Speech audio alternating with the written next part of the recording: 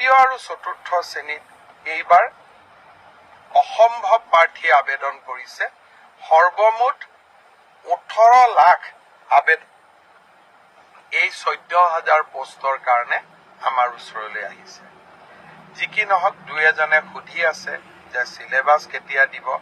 মই অহা পৰহি বা মেক্সিমাম 4 দিনৰ ভিতৰত সিলেবাছ দুখন প্ৰকাশ কৰিবৰ বাবে মই ৰিক্ৰুটমেণ্ট কমিশ্যনক নিৰ্দেশ দিছোঁ।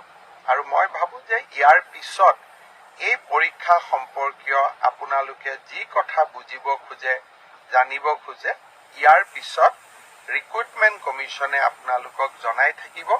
মই মুখ্যমন্ত্ৰী হিচাপে এই প্ৰক্ৰিয়াটোৰ পৰা খুব প্ৰয়োজন নহ'লে আজিৰে পৰা আঁতৰত থকাটো উচিত হ'ব।